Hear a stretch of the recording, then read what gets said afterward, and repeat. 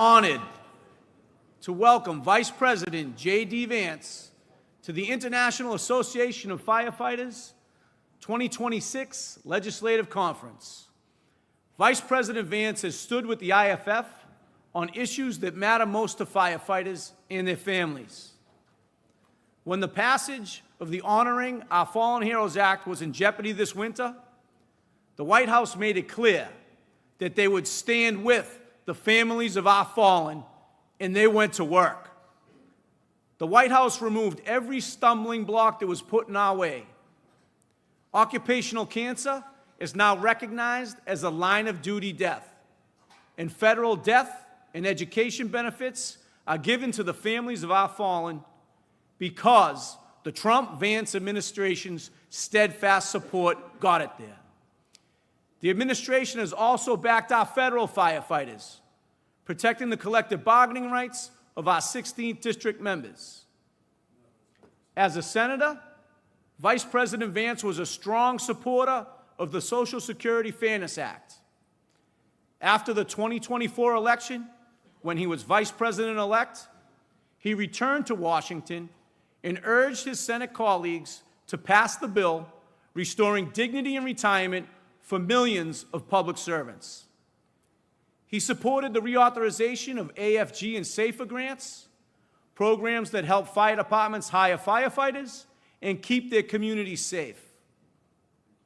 After the train derailment in East Palestine, Ohio, Senator Vance worked with the IFF and rail safety unions on the Railway Safety Act, bipartisan legislation to strengthen rail safety and improve hazmat training for firefighters. Before entering public office, then Corporal Vance served this country honorably in the United States Marine Corps, including a tour in Iraq. Brothers and sisters, please join me in welcoming Vice President of the United States, JD Vance.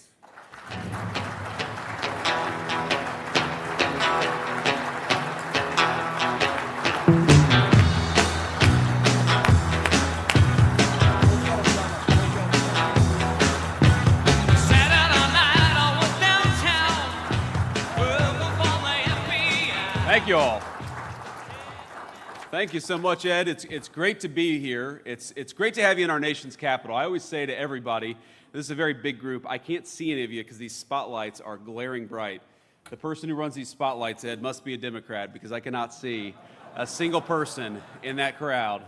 But I'm told there's about 700 of you out there, and so I say to everybody, whether it's a small school group or 700 great firefighters from all across our country, that this is your nation's capital. This is your capital. Your tax dollars built these beautiful monuments and museums, and I know you got a lot of work to do while you're here in Washington, but I hope each and every one of you gets to enjoy this beautiful city, especially as the weather turns really nice here in Washington, D.C. Now, the one bad thing about the weather is when it starts to get warm, you know as a politician, we're gearing up for political campaign season, and I'm probably as sick of politics as you all are, so that's the one downside, but I hope you enjoy this beautiful spring weather and enjoy your nation's capital while you're here. We're thrilled to have you, and I just want to say thank you so much to Ed and to the entire team at the International Association of Firefighters. Ed Kelly has been a great advocate for you and for firefighters all across the United States of America. In fact, when we met backstage very briefly, we talked a little bit about some of the great legislative accomplishments of the Trump administration, and we'll talk a bit about that here in a second. But then the second half of the conversation was Ed trying to shake me down even more. He was trying to think, what else can we get out of this administration? And I love that. I love a guy who fights for his people. I love a firefighter who knows he stands for and represents firefighters. And I hope all of you know that we're going to work with you over the next few years to continue to solve the problems that exist for our firefighting community. One of the things that a lot of you know about this administration and hopefully appreciate about this administration, but I'm going to make my pitch here, is that we have been unique among Republicans in that we haven't turned away organized labor. We have tried to find ways to work with organized labor. Not that we're always going to agree, but another great Bostonian, Sean O'Brien, the head of the Teamsters Union, we found ways to work together to serve working people. And there is no group of people that is harder working and more important for our community than our firefighters. And so thank you all for being here, and thank you for honoring me by inviting me to give you a few remarks today.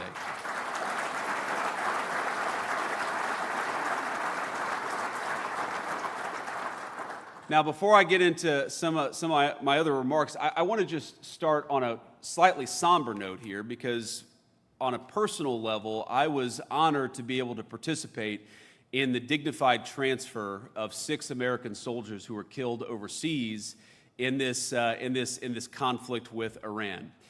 And I had never done that before, and a lot of you served our nation in uniform. I know a number of our firefighters have all across our country. And I just want to say that if you are the praying type, and I certainly am, I hope you'll spare a prayer for the 6 souls that we lost, for the 7th soul who will be coming home tonight, and for all of their families. You all know better than almost any category of Americans what it means to put on a uniform and to sacrifice for our country. And so I hope you'll share a moment of prayer for our brothers in arms, for your brothers in arms who keep this country safe in their own way, just as you keep the country safe in your particular way. So, to move on a little bit, let me just say that what we have tried to do in the Trump administration, what we have tried to accomplish, is to make your lives easier, knowing, of course, that we're never going to be able to make your lives completely easy. You guys have some of the hardest jobs that exist anywhere in the United States of America, and you represent thousands and thousands of firefighters all across the United States of America who make it possible for our communities to be safe, who make it possible for our communities to run smoothly, who make it possible for a kid to be able to call 911 if they have to, and know that a man or a woman who is professional, who is competent, and who is caring is going to show up when we need them. And that's the thing that I admire so much about all of you. You know, every country, every empire, every society in history made it possible for a rich person to get what they needed. But what makes the United States so unique is that whether you're rich or poor, you're black or white, when you need public services, when you need your police officers, when you need your firefighters, when you need those EMT specialists, we make it, and we try hard to make it, so that everybody who needs something in that critical moment has access to it. Everybody deserves public safety, not just rich people. Every person deserves to know that if, God forbid, their house catches on fire, there's going to be somebody with water there to put it out, not just the powerful. And what I admire about this spirit of public service that exists in this community is that every single one of you put on a uniform, the people that you serve put on a uniform and make it possible for kids like me, kids who didn't grow up with a silver spoon in their mouth, to have access to that critical public safety and that security in their neighborhoods. Now, a lot of you, I came and spoke in Boston a couple of years ago, and so what I say may come, you may have heard me say it in Boston, but I'm going to repeat it for those of you who didn't hear me say it in Boston, which is that, a couple times I was one of those scared little kids who had to call the firefighters, who had to call the EMTs. My own mother struggled with opioid addiction for a very large chunk of my life. And I remember when she was having a particularly dark moment and she needed some help. I needed some help. Our family needed some help. I picked up the phone, I called 911, and a number of brave, professional, compassionate firefighters from Middletown, Ohio showed up. And they calmed my mom down, and they made it possible for us to go on with the rest of our day. They made a kid who was scared to death feel like he had an ally in this world. I will never forget that. I will never forget also when we had to call 911, it wasn't a firefighter, it was an EMT who came and took my mom to the hospital because she had had a very terrible overdose. And I remember holding her hand, hoping to God that she would be okay, that she would wake up. We know a lot of our people have not woken up when they have those opioid overdoses, but by the grace of God, my mom did wake up. And by the way, she's now been clean and sober for north of 11 years. We celebrated her 10-year sobriety. Thank you.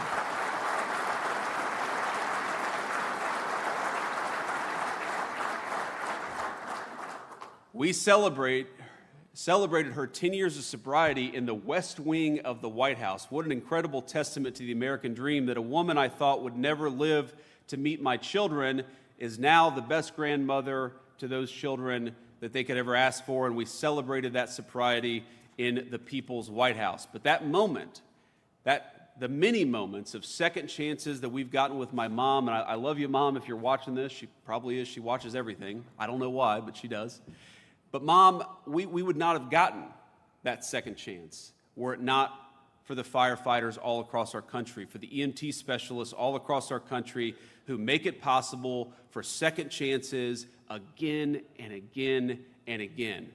What you guys do is not easy, and as you all know, it doesn't always pay as well as it should, but it does give people, millions of Americans all across this nation, a sense that somebody is looking out for them. And that's one of the reasons why I love what you do, why I'm so honored to be here, is because you are the glue that holds so many of American communities together. You know, I talked a little bit about the folks that we lost in Iran, and we're so thankful for their service and so hopeful that nobody else comes home having lost their life. But I think there's a brotherhood, a sisterhood between the military, the police officers, and the firefighters, because you are the three categories of people who put on a uniform and put your lives at risk for your communities. You've got different jobs. You have different roles to play. But I think it's an amazing testament to our country, maybe the single most important resource that we have as a United States of America, is that every single one of you is willing to sacrifice your life. Hopefully you never will. But every single one of you is willing to sacrifice your life for this great country and for the people that you serve in your communities. I just want you to know, from the President of the United States, but from everybody, I think I can say comfortably, even in partisan and difficult times, that I represent the whole country when I say to all of our members of the International Association of Firefighters, we are thankful to you, we are proud of you, we love you, and we're going to do everything that we can to support you.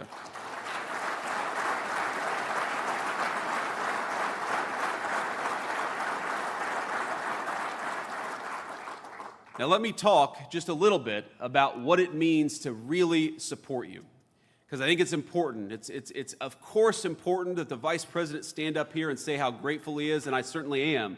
I'm grateful to each and every one of you and the people you serve, but it's not just about words, it's about action. And that's one of the things I'm proudest about this administration, is that we have actually backed up the pride and the support and the gratitude that we have for all of you with very meaningful action. You heard Ed talk a little bit about the Social Security Fairness Act. Well, one of the reasons why that happened is because the President of the United States, and I believe it was even before the inauguration, the President of the United States made sure that congressional Republicans stayed on top of that legislation, and we worked to get it done. That happened because of presidential leadership.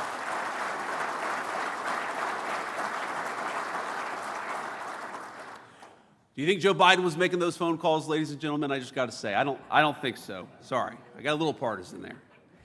But we owe it to Americans who suffered through exposure to toxic chemicals, especially the first responders who seek to protect others from harm. We owe it to you to actually look after you and to take care of you. In that vein, one of the first pieces of legislation I ever worked on was the Railway Safety Act. And I'll never forget your support in making that act a possibility. We actually got it, by the way, into the most recent transportation package. I'm sure Ed and all of you will use your very able lobbying and persuasion tactics to make sure that that legislation actually becomes law. Because here's the thing. When I met the firefighters who dealt with that terrible train derailment in East Palestine, one of the things that I picked up is, they weren't angry. They weren't mad. That was their job. They went into a very dangerous situation because that was their job and that's what they expect to do. But they were worried about one thing. What might happen with all these toxic chemicals that were in the air? Would they have long-term problems? Would they suffer some consequences?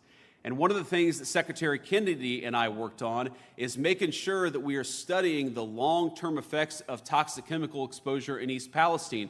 We appropriated millions of dollars, and trust me, when I was a senator, I worked to get that money from the last administration just to understand the effects of toxic chemical exposure over time.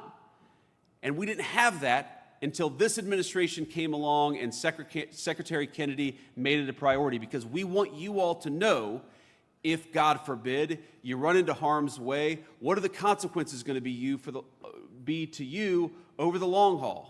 And importantly, what are the kinds of medical treatments that you're going to need if you're in that situation, to make sure that the sacrifice that you make in the line of duty doesn't become more than it has to be? Those are the kinds of tangible steps that we are trying to take. Now, we know that President Kelly and President Trump, we all have our own presidents, my friends. He was a huge proponent, and I'm glad for this, of the Honoring Our Fallen Heroes Act. Now, that was critically important legislation that you all know President Trump signed into law just a few months ago. Now, as Ed can tell you, this law extends legal benefits for firefighters and first responders who pass away from cancers caused by exposure in the line of duty. Now, when a firefighter, when one of you becomes ill or, God forbid, loses your life because of cancer that was developed in the line of duty, their families are entitled to federal benefits that they earned. It's a big one.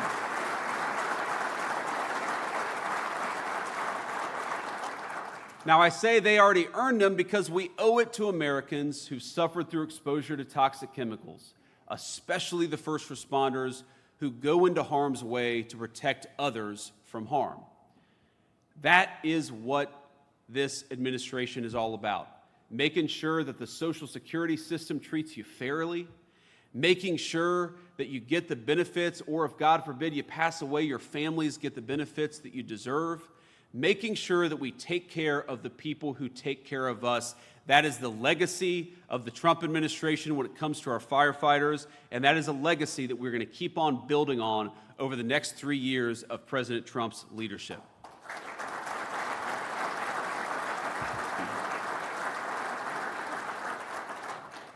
Now, I want to close with a very simple point. This is an administration that is fighting first and foremost for working men and women. I talked about that a little bit at the beginning. We're especially fighting for working men and women who serve the public interest, and that's what all of you do. You know, when I was a little kid, I wanted to be a United States Marine. Some kids want to be doctors. Other kids want to be teachers. Some want to be astronauts, but it's, as you know, a lot of little kids all across our country, they want to be firefighters. That's a great testament to the work that you do every single day. I guess my point here is that every kid in our country has dreams, and those dreams come in many shapes and sizes. And what I want most of all is for your service and your sacrifice to be rewarded by all of us living in a country where you don't have to be rich or lucky to obtain the American dream. You just got to have a little grit, a little determination, and a lot of hard work. I want all of us, your kids and mine, to live in safe neighborhoods. I want us to send our kids to good schools. I want our families to not have to live paycheck to paycheck. And that's why our administration is fighting for all the policies that we've been fighting for, from the low crime to reversing the inflation of the Biden years, because we want every single person in our community to be able to live a good life. What is the work of all of you, of our firefighters and our EMTs, if it's not to ensure that every kid has an opportunity to live in safety and security? You do your part every single day, and I'm proud of you for it. But that means that we've got to honor your service by doing our part here in Washington, D.C.